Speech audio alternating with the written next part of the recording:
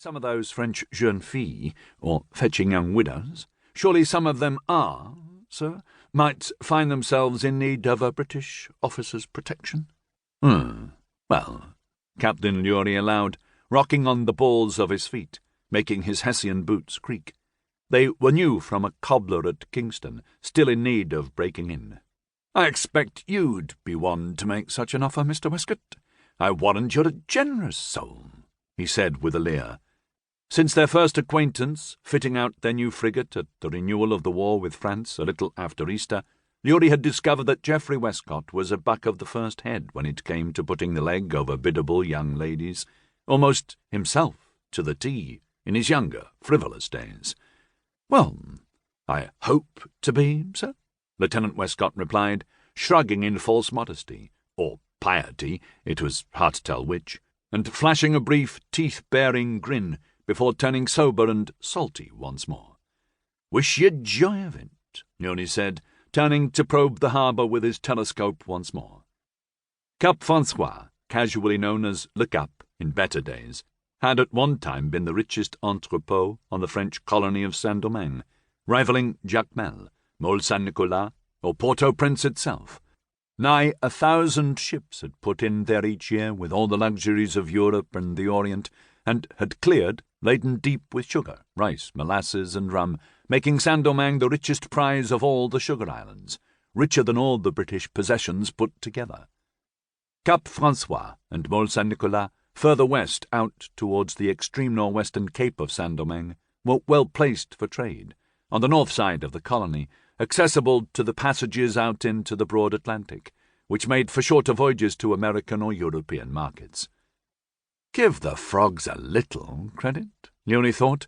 At least they made something of their half of Hispaniola.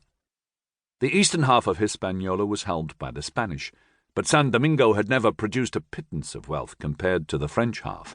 Cattle herding, sheep and pigs, subsistence farming, along with the buccaneers, who dressed in hides and had become the dreaded buccaneers of pirate law.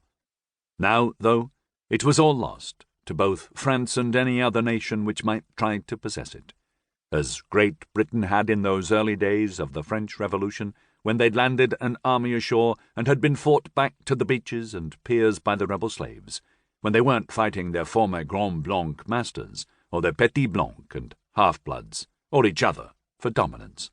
That brute General Dessalines had once been an aide to the former house-slave Toussaint Louverture, who'd turned out to be a much more brilliant general than any that the French had sent to fight and die here. Over 30 generals, Lewrie had heard tell, and over 40,000 French soldiers had perished, including Napoleon's brother-in-law, General Leclerc.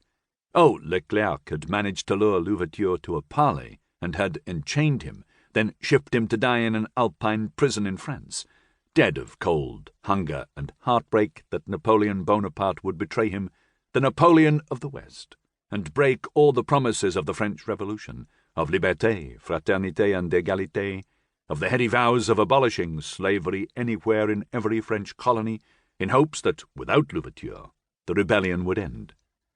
It wasn't even Saint-Domingue anymore, either.